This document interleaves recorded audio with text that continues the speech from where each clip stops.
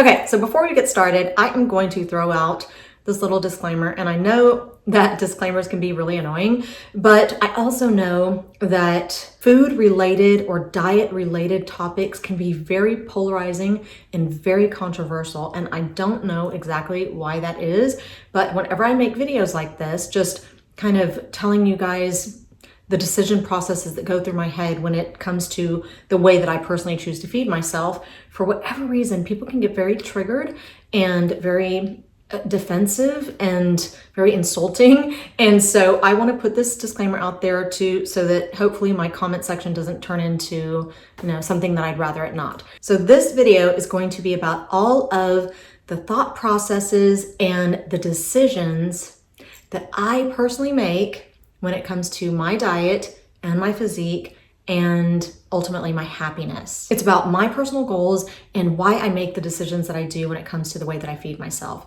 I am not claiming to be, some sort of health nut or health guru. I'm not a dietitian. I am simply sharing with you what has worked for me because it's one of the questions that I get asked most often. I get asked most often how I keep my physique, how I stay, thin. And, unfortunately, in my last video, I had used the word thin in my title, and I did get a comment telling me that I was very irresponsible to use the word thin because it was triggering to people with eating disorders and I should be ashamed of myself and I shouldn't use that word. And I am just not going to censor myself like that. Thin is a descriptive word that describes me. Had I said fit, I would have gotten so many comments, you're not fit, you think you're fit, So it's like, you just can't win. So that's why I'm putting out this disclaimer. But this is a question that I get asked most often. As a matter of fact, I just got it recently, and I'm going to put the comment here, and that's why I decided to make this video. But I think one of the reasons is because I'm 50 years old. I've got 2 children. I am in peri-menopause. My hormones are just kind of all over the place, and so are my menstrual cycles. On top of it, about 14 years ago, when I was around 36 years old, I was diagnosed with Hashimoto's, and it developed into hypothyroidism. So I do have an underactive thyroid. I do take levothyroxine to kind of level it out and balance out, my thyroid. And so you would think that the odds would kind of be stacked against me. But as far as I'm concerned, I think that if you want something bad enough, most things are possible. And I know that there are exceptions to that. I know that some things are out of, people's control when it comes to their weight and their physique. But for me, it's not. And so I'm just going to be sharing with you, like I said, what I do and the decisions and the thoughts that go through my mind whenever I'm deciding how I'm going to personally feed myself. So number one, whenever it comes to my physique and my diet, I am a product of my choices. Every single thing that I put in my mouth is going to affect my overall health, my appearance, my weight, my energy level, my longevity, the way my body functions, the way my skin looks, the way my hair looks, my teeth. Everything that you put into your mouth is going to affect some aspect of you in some way. I started out a video recently with a quote, and it says, "Don't dig your grave with your own knife and fork." Basically, every single thing that you put into your mouth affects your health and ultimately affects your longevity. So whenever I am grabbing something out of the refrigerator, let's say I grab a bag of grapes, I try to think to myself, is this food going to hurt me or is this food going to help me? Is this food high quality food? Is it low quality food? And you know the answer to that. You know that one is going to bring you health and one is actually going to take away from your health. One is going to positively, affect your appearance, and the other one is going to negatively affect your appearance. One is going to positively affect your energy levels. The other one is going to negatively affect your energy levels. So I really try to think about that. So whenever I think of high quality food, you want to think of food that has nutritional value to it, protein, fiber, antioxidants, minerals, vitamins, things of that nature. And so that's what I try to do, not to say that every single thing that I put into my mouth is nutritious.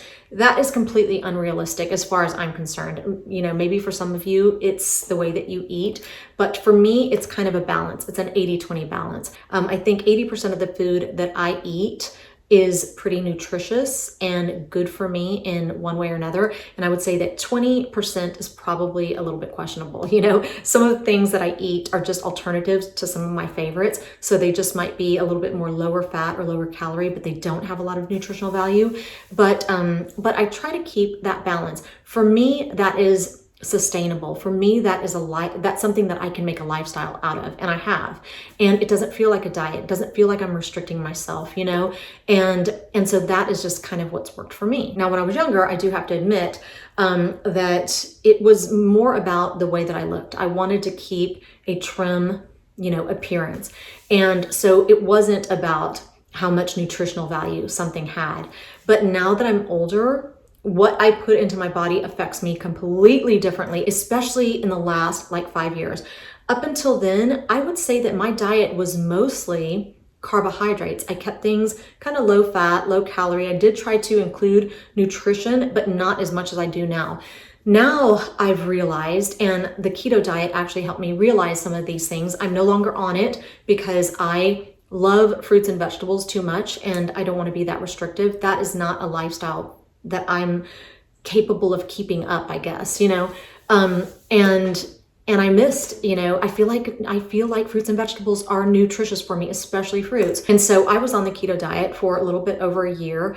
And when you are restrictive like that, and when you know that certain things are just kind of off limits, you almost develop a newfound, like I developed a newfound love for fruits. I've kind of always liked vegetables, but fruits I could have kind of taken or leave, you know, I could take or leave them. But whenever I was on the keto diet, because you're not supposed to eat that much fruit because it's, you know, high in carbs, when I would treat myself to an apple or grapes or something like that, it tasted like the best thing that's ever been put in my mouth. You know, everything would just like burst with flavors. Like a grape just tasted like, you know, finding water in the desert or something like that, you know. It was just so refreshing, and I developed a newfound love of fruits. Now I eat fruit every single day. There's pretty much never a day that goes by that I'm not eating fruit. I'm not saying that I eat it for every meal, but I eat it every single day. So what I eat, to me, is just as important as what I avoid. You're gonna feel a lot different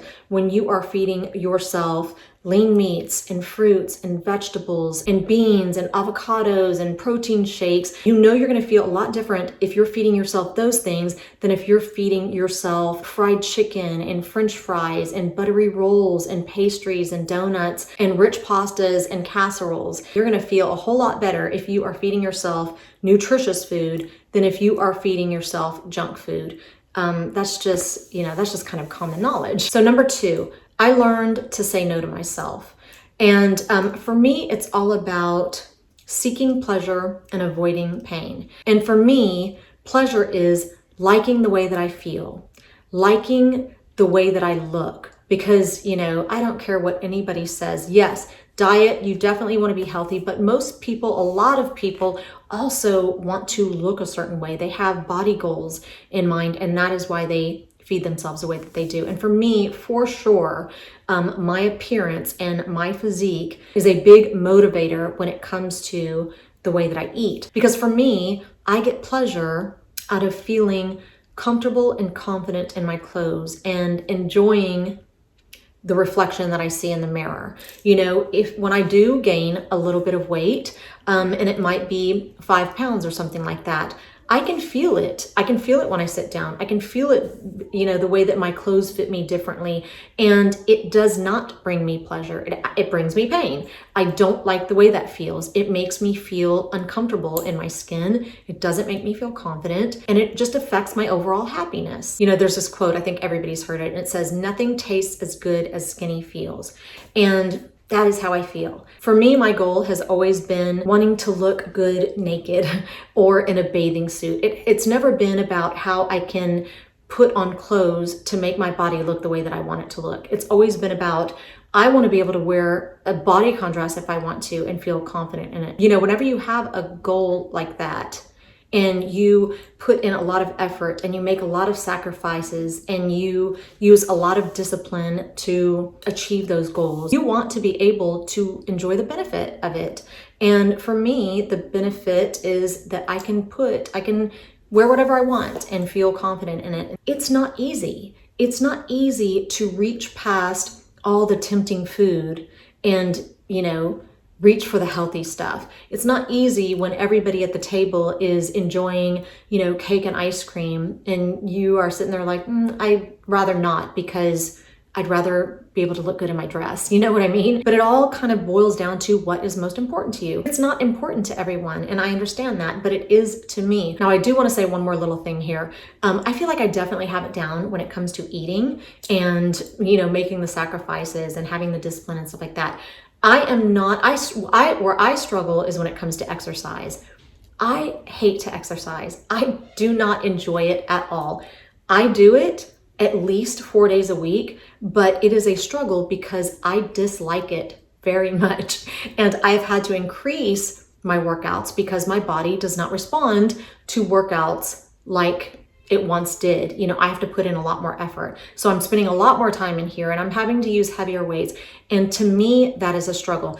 That does not bring me pleasure, but I still do it because my body image is very important to me. And I also know that all great things in life come with discipline, dedication, consistency, sacrifice, and determination. And so I just kind of suck it up and do it. Number 3, I learned to create alternatives to some of my favorite meals out there that I know are just really bad for me, like pizza, like hamburgers, corn dogs, cheesecake, things like that. And a lot of the times the alternatives that I create aren't necessarily packed with nutrition, but they're definitely lower in fat and lower in calories to the alternatives. Like for instance, my pizza that I make an alternative and I use high fiber, low carb tortilla as the crust. I will use either Rao's or Ragu's pasta sauce. I will add turkey pepperoni. I will add 2% cheese and just some Italian seasoning and Parmesan. And to me, it satisfies my craving for pizza without all the calories and fat. And there is actually some nutritional value to it because the tortilla is very high in fiber. It also has protein. There's protein in the cheese. There's protein in the turkey pepperoni. And it's delicious. And to me, like I said, it's a close enough alternative that I don't feel like I'm missing out on anything. I don't feel like I'm restricting myself. I never feel like I'm on a diet because I'm not on a diet. And I think it's just a better way to eat. Okay, number 4, I do not drink my calories. I don't drink my calories unless it's a protein shake. That's the only exception I make. And even then, my protein shakes are generally, pretty low in calories, low in sugar, no fat, and I typically use almond milk. So that's usually the only thing that I will drink when I drink calories. Other than that, I don't drink sodas. I don't drink diet sodas. I might have a soda like once every 3 months or something, and that's usually because we're traveling. And when I do, it's always going to be a root beer. If I ever have a soda or a diet soda, it's always going to be a root beer. It's just my favorite. If you like, I feel like if you like root beer, if you like black jelly beans, what's another thing? I feel like we could be friends and Butterfingers candy bars. Those are my favorites. But anyway, all of those 3 things that I just mentioned, I almost never have, but when I do, I just love them and they're my absolute favorite. So anyway, this is where the 80-20 kind of comes in because I wish that I loved straight water. My husband loves straight water and I wish that I did too, but I just don't. I have to force myself to drink it, but I will definitely drink a ton of water if I use these like sugar-free water drops. Or my favorite is the cotton candy skinny syrup that I get from Amazon. It has no sugar. It doesn't use aspartame. It uses sucralose, but usually I will put 2 pumps in a giant like thermos of water. And then I will add a really big squirt of this monk fruit that doesn't have any sugar. I don't think it has any aspartame or it's just natural fruit extracts. And then that's how I flavor my water. And I can drink 2 of those big thermos in a day. Other than that, I might like force myself at the water cooler to just drink a cup of water, but I don't enjoy it. So, you know, like I said, my 80-20 where it's like 80 nutritious and 20 questionable, that's my questionable, because I won't drink my calories. I will do sugar-free water drops, but I'm not saying that, you know, water drops are nutritious for you. I know that they're probably not, and that water is definitely better for you, but that's what I drink instead of water. So number 5, I don't eat fried foods. Like almost never do I eat fried foods. And it's just something that I stay away from. It's not that I don't like the taste of fried foods. I do like the taste, and I love the texture more than anything. I don't like the way that it makes me feel. I don't like the way that it makes me feel as I'm eating it. I don't like the fact that I feel like it's coming out my pores. I feel horrible the next day. And I just don't. I don't eat fried chicken. I don't eat French fries. I don't eat chicken fried steak. You know, I don't eat any of the fried foods just because I have made negative associations in my mind about fried foods. Like when I think about them, I think they're so greasy, they're so bready, they're so high in sodium and high in calories and high in fat and cholesterol. I associate grease with like breaking me out or making my hair greasy. I don't know. I've just made so many associations, negative associations with fried foods that I just don't eat them. I do, however, love the taste. And I do love the texture. And so I did buy an air fryer because I want to experiment with that, mainly because I want to try to make like French fries. And I've got these other little chicken nuggets recipes that I want to try, and you need to put them in an air fryer for that crunch. And so yeah, that's why I bought the air fryer. But anyway, I never eat fried foods. Number 6, I try to limit my sugar intake. Now this one's kind of an easy one for me because I don't really have much of a sweet tooth. And when I do, I can easily satisfy that with fruit or with a chocolate protein shake. I might add some peanut butter powder to it, or I have some little dessert alternatives that, you know, in my last video, I think it was my last video, I showed you my little cheesecake alternative. And to me, those satisfy my sweet tooth.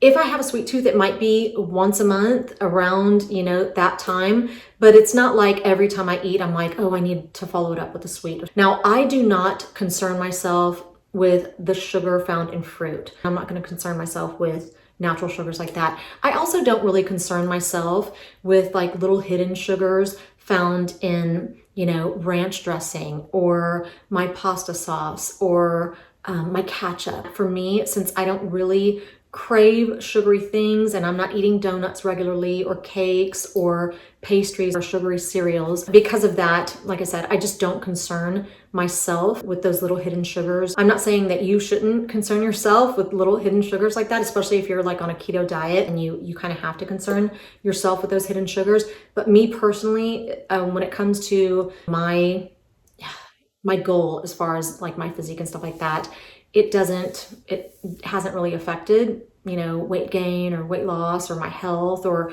my lab work. And so I don't really concern myself with small amounts of sugar. Number 7, whenever I buy meat, I always opt for lean meats. So typically we eat, me and my children eat a lot of chicken breast. It's just something, I make it every single week. I make it on the grill. We always have leftovers. I always find ways to put it in other meals. And yeah, that's kind of the meat that we eat the most. My husband is totally different. He's been on the carnivore diet for several years now. He eats all high-fat meats. He doesn't eat carbs. I am not on a carnivore diet. I'm not on a keto diet. So I do eat lean meats. I do know that when you're on keto or that when you are on carnivore, that, you know, high-fat meats are better for you and you get your fuel and all that good stuff. But I am not on either one of those diets. I eat a lot of fruits. I eat a lot of vegetables. I eat a lot of carbs. And so for me, it's better to eat lean meats. So when I go to the grocery store, I buy a lot of chicken breast. If I'm gonna get hamburger meat, I buy 98% lean hamburger meat. If I'm gonna buy sausage, I buy turkey sausage. If I'm gonna buy hot dogs, I buy lean hot dogs or turkey hot dogs. If I'm gonna buy deli meat, I buy lean deli meat. And before you leave me a comment letting me know how bad processed meats are for me, or that, you know, fat is good for me and that I should be eating fat, I do understand that some fat is good for me. Not all fats are created equal. I know which ones are good for my body and for my health, and those are the ones that I choose to eat more of. Like I said, I'm not on a restrictive meat diet, so for me, I try to keep my meats really lean. If I'm gonna have a steak, I'm gonna have a filet, or I'm gonna have a sirloin. I'm not gonna have a ribeye, because ribeyes are just very, very high in fat, and I'm trying to stay away from that. So anyway, in order for me to keep the physique that I want, I choose lean meats. Number 8, I now eat less refined carbohydrates like pasta and rice and tortillas and bread. And I'm not saying that carbohydrates are the devil. I'm not saying that carbohydrates make you fat. As a matter of fact, for most of my adult life, my diet consisted mainly of carbohydrates. But as I've gotten older, those carbohydrates just affect me differently. Now, whenever I've had too many refined carbohydrates, which is typically on like a cheat day, the next day, my back hurts, my joints hurt, my hands more than anything ache. And when those things happen, I listen to my body. And that's definitely one thing that I can say about the keto diet. I was able to pinpoint the things that were affecting my body the most, the things that were making me feel sluggish, the things that were making my back hurt and my joints ache, and my hands more than anything. My hands would just hurt and my face would actually swell. And so now that I eat less of those things, I feel better. I don't think it's affected my weight at all, but it's definitely affected the way that I feel. And as I get older, the way that I feel matters a lot. And so yeah, I now eat less refined carbohydrates. Number 9, I typically have my first meal at around 11 or noon, and I eat my last meal always before 7 o'clock. I almost never have anything to eat after 7 o'clock, even on a cheat night. And that's just how I've always operated, probably since my 20s. Now, before noon or before 11 o'clock, I do have my iced coffee. So I don't know, if it would be considered intermittent fasting. If it is, it's considered like dirty fasting, because I'm not eating anything, but I'm definitely having my iced coffee with sugar-free creamer, up until 11 o'clock or noon. And I've just always been that way. I've never enjoyed the way that I feel after having eaten breakfast early in the morning. For me, it's always just kind of triggered my hunger, so that I'm so hungry for the rest of the day if I eat too early, and it just like strips my energy immediately if I eat too early. I don't know what it is. If I eat a little bit later in the afternoon, it doesn't do that to me. But if it's early in the morning, I just want to kind of crawl back into bed. And so I haven't been a breakfast eater for over 30 years. And it's just always kind of worked for me. Now, when it comes to the evening, I just prefer eating my dinners early. I like to eat around 5:30 or 6 o'clock. Usually, I think 6:30 is like the latest we ever eat around here. But usually it's around like 5:30 or 6. And whenever I was young, I made up this phrase because I realized one time I put on some weight, and I put on like 15 pounds. It was like the freshman 15 right when I moved out of my parents' house. It's because we were going out a lot and we were eating after hours, after the clubs and all that stuff. And I quickly put on 15 pounds. The reason I recognized it is because I saw myself in a picture and I was like, oh my gosh, is that the way that I look now? And I jumped on a scale and I was like, I couldn't believe that I had gained 15 pounds. I'm talking like in the short span of like 2 months or something like that, or maybe even less than that.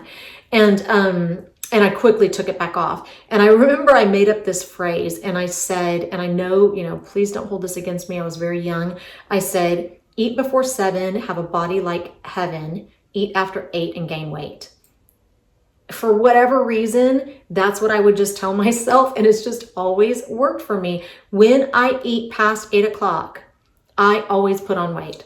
Always. To this day, if I started eating every day after 8 o'clock, I would put on weight. So I don't. I eat before 7 o'clock always. I will have my last bit of food before 7 o'clock. It's a rare occasion. I mean, sometimes if we have popcorn at night or something like that, rarely I will have, some food after 7 o'clock, but it's not often at all. And so yeah, that just has always worked for me. Because I'm not a breakfast eater and because I do not ever eat after 8 o'clock, it's very easy for me to maintain my body weight and to keep the weight off. Number 10, last but not least, I always try to keep prepared food and snacks in my refrigerator ready to grab at all times. That just helps me to take the guesswork out of it. Whenever I get in the kitchen, to make myself something to eat for lunch, I'm already hungry at that point. I want instant gratification. I want to be able to grab something immediately and put it in my mouth.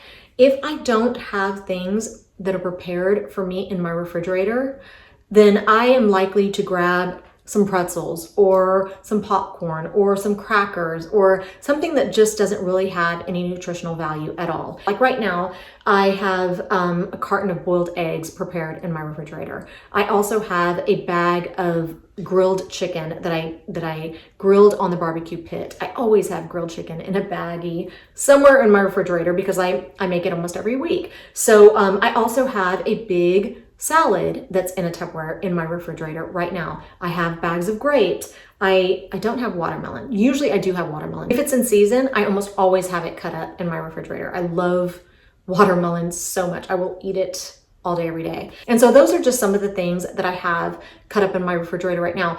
Sometimes I might make a chicken salad and put it in a Tupperware and put it in my refrigerator. That way, when I get in the kitchen and I'm ready to eat something, I can grab the chicken salad, I can grab some celery and eat like immediately, you know? Because for me, like I said, it's instant gratification. I want to be able to run in there and put something in my mouth, but know that I'm still making good choices, you know? And that's what it's all about. Making better food choices helps me to reach my personal goals. So that is all I have for you today.